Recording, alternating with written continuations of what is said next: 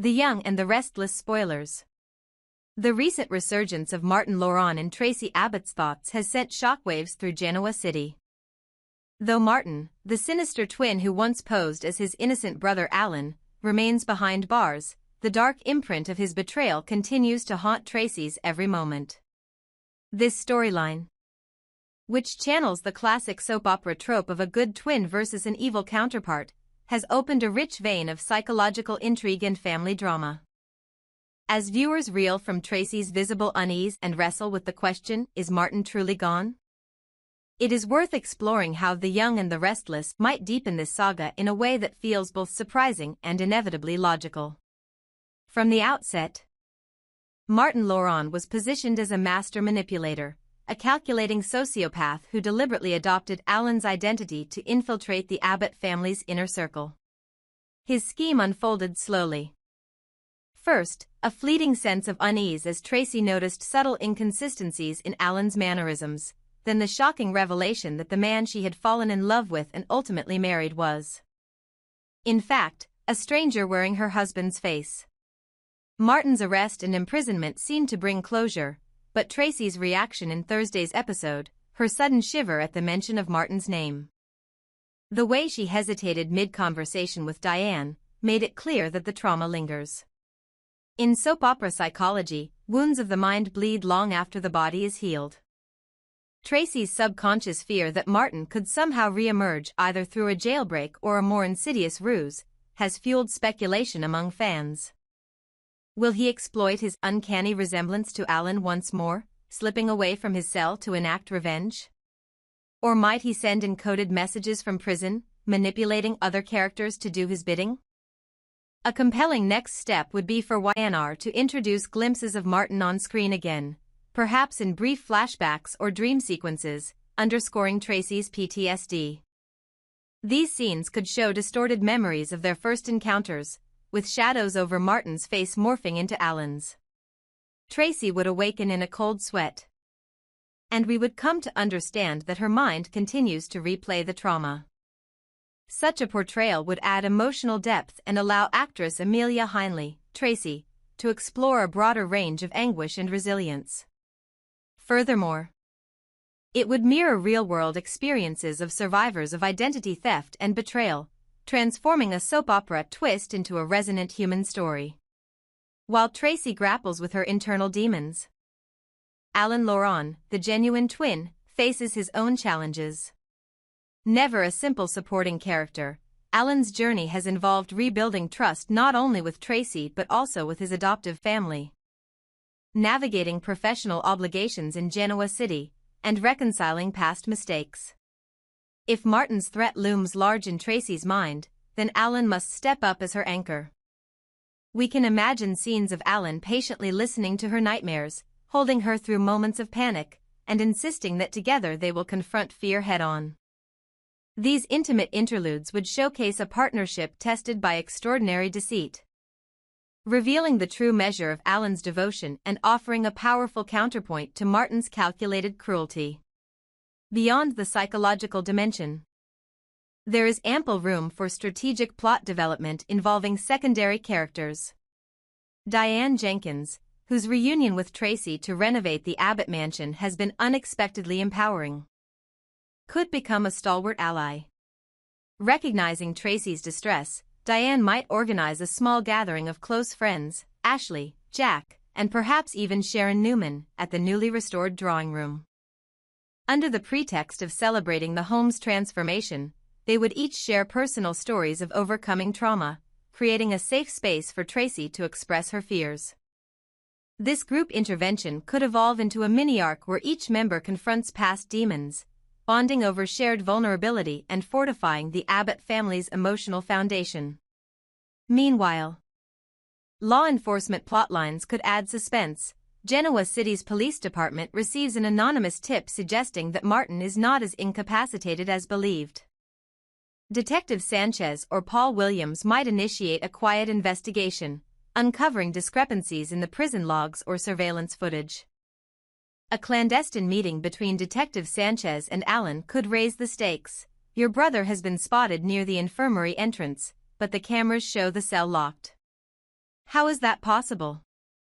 This twist would force Alan to question whether Martin has inside help, perhaps a sympathetic guard, or if there is a third party exploiting the chaos to destabilize the Abbotts for their own gains.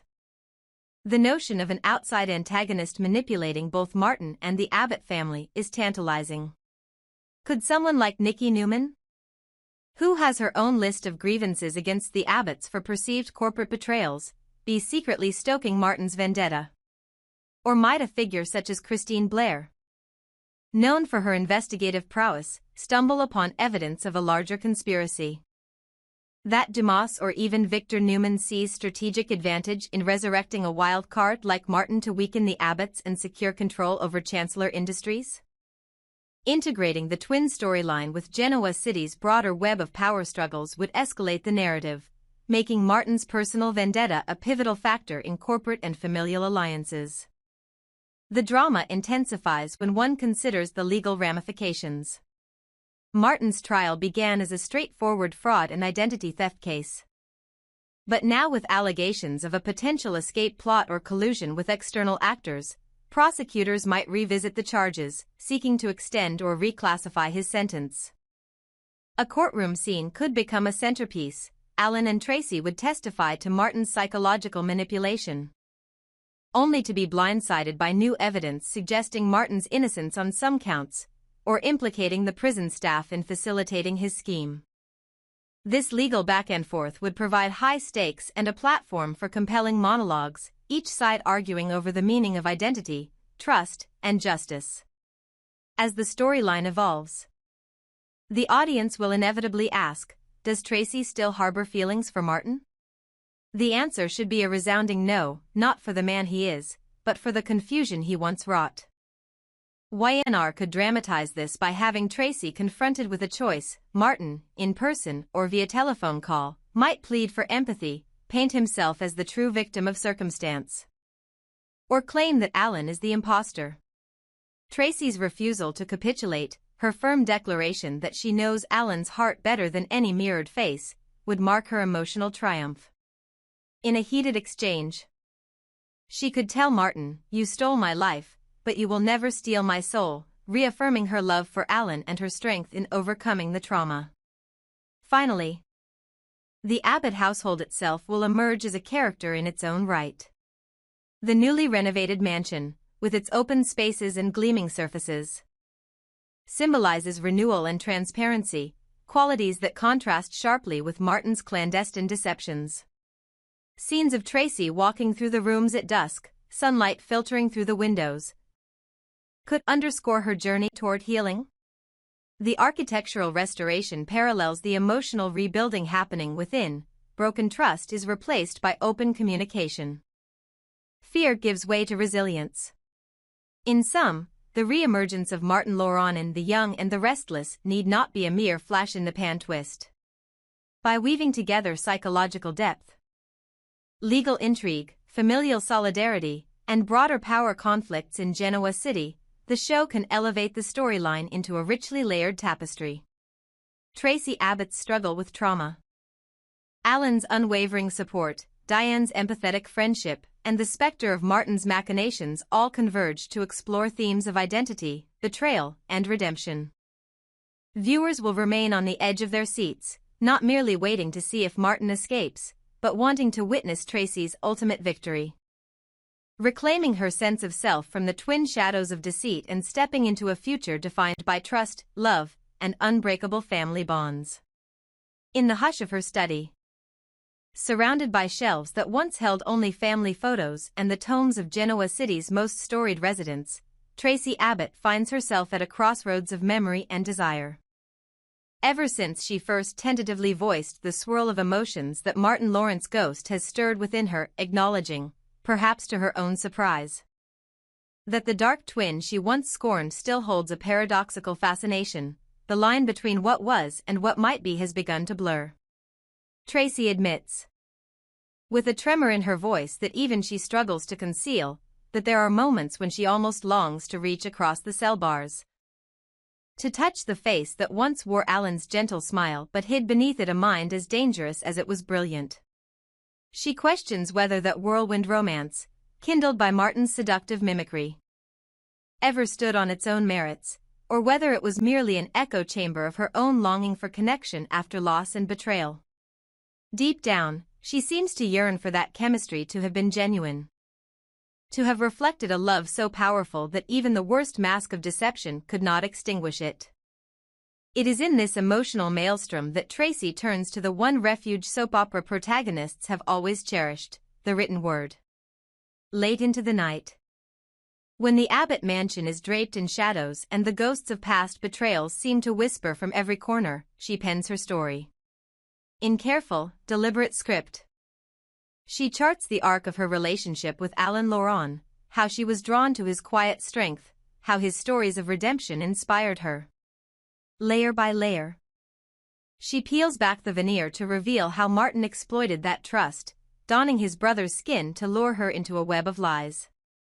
Yet as she writes, she finds that the act of storytelling is itself an act of healing and rediscovery. Each line she composes is an exorcism of pain, a claim to the truth of her own heart. But what if that very manuscript, the one that bears her rawest confessions, were to slip into Martin's hands behind bars? Prison regulations may allow inmates reading material, but they seldom anticipate the consequences when that material is more than mere entertainment. It is an open window into the author's soul. Imagine Martin, seated in the dim light of his cell, his dark eyes flicking across the pages as Tracy's emotions spill out in ink. He would see the tremor in her doubt, the flicker of affection that refused to die, and the anguish of betrayal that still crushes her. That intimate knowledge could rekindle his obsession, sharpening it into a blade of longing and revenge. With the book as his blueprint, he could tailor every letter he sends, every coded message slipped through the prison bars, to prey upon Tracy's unresolved feelings. In the world of soap opera narratives, an incarcerated antagonist who wields the weapon of personal knowledge is a far more terrifying adversary than one who prowls the streets at midnight.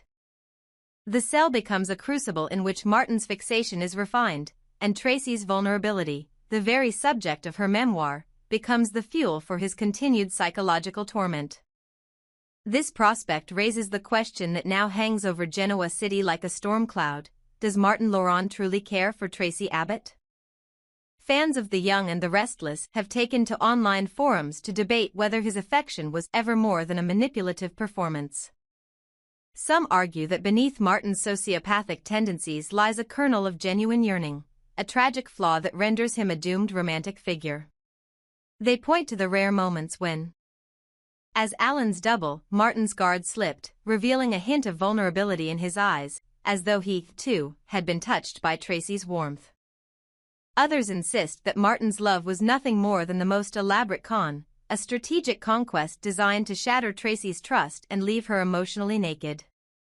According to this view, his interest in her is purely pathological, an addiction to the act of control, of standing at the center of someone's world and reshaping it in his own image. If we entertain the notion that Martin's obsession is sincere, however twisted it may be, then the possibility of redemption, or at least a darker mirror of it, cannot be wholly dismissed. Perhaps the manuscript he reads ignites in him a pang of remorse so potent that he resolves to atone. In a dramatic twist befitting daytime television, he could compose a series of letters to Tracy, each suffused with contrition and longing, promising to renounce his past crimes in exchange for a chance at an honest connection. Tracy, torn between lingering fear and the seductive pull of his remorse, could find herself reading those letters in secret, her heart torn between the safety of Alan's steadfast love and the perilous allure of Martin's tortured soul. Such an arc would explore the fine line between forgiveness and self-betrayal, raising the question of whether love, at its most desperate, can transcend the darkest of deceptions. Of course, the more conventional soap opera trajectory for a villain like Martin would involve an escape plot or an act of heroism that wins him unexpected clemency. Perhaps an outbreak of violence in the prison sees Martin spring to the defense of a guard or fellow inmate, saving a life in a rare demonstration of altruism. The prisoner who once terrorized Genoa City's finest legal minds would suddenly be lauded as a hero within the penitentiary walls, prompting the parole board to reconsider his sentence. Alternatively, Martin might engineer a daring escape, leveraging connections cultivated in the underworld before his arrest. Freed from the confines of his cell, he could vanish into the city's underbelly, becoming a phantom menace once more, stalking Tracy under the cover of darkness, their final confrontation set against the neon glow of Genoa City at midnight. Should Martin elude the law? Where would he go? The city offers no shortage of clandestine hideouts, the abandoned freight yards along the rail lines, the dusty back rooms of forgotten warehouses, the labyrinthine tunnels beneath the subway system. He might adopt a new identity, resurfacing as a benefactor to the disenfranchised or a shadowy broker in the corporate wars that rage between the Newmans, Abbotts, and Chancellors. In this guise, he could orchestrate events from the periphery, the invisible hand manipulating alliances and betrayals in service of a design known only to himself. His presence would be felt but seldom seen, a whispered threat that keeps Tracy and viewers on edge. Meanwhile, Martin Lauron watches all of this with a mixture of righteous anger and protective love. Does he deceive himself by believing that Martin's defeat was absolute, that the twin who once wore his face can no longer harm the woman he adores? Alan's struggle to maintain faith in his own identity, to assert that the love Tracy feels for him is authentic and not merely a residue of Martin's treachery, becomes a compelling subplot. He might pore over Tracy's manuscript himself, seeking reassurance that her portrayal of Alan as the good twin reflects his true character. In a poignant scene, he could corner Tracy with a gentle but insistent question, "Tell me, do you still see me in these pages, or does the shadow of Martin linger in your words?" Her response, whether it affirms his place in her heart or reveals cracks in her certainty, could define the future of their marriage. As Genoa City's storytellers weave these threads together, they have the opportunity to delve into themes of memory, identity, and the redemptive power of truth. Tracy's memoir becomes more than a cathartic exercise. It is a testament to her resilience and an invitation for Martin, or anyone reading it, to reckon with the complexities of love and repentance. Alan's steadfast presence stands as proof that genuine affection can endure the most harrowing trials. And Martin's potential resurrection, whether as penitent lover, escaped convict, or puppet master behind the scenes, ensures that the echoes of his deception will continue to reverberate through the lives of every character unlucky enough to cross his path. In the end, and to survive the shadows cast by our own mistakes. So, to the devoted viewers who have followed Tracy and Martin's saga with bated breath, does Martin truly care for Tracy? Or was his love nothing more than the most elaborate of cons? The answer may lie not in courtroom verdicts or prison bars, but in the pages of Tracy's own story, and in the choices each twin makes when confronted with the irrevocable consequences of their actions. As the Abbott estate stands newly restored, its walls echoing with the ghosts of past betrayals, one truth remains clear: in Genoa City, no secret stays buried forever, and no heart remains untouched by the possibility of redemption or revenge.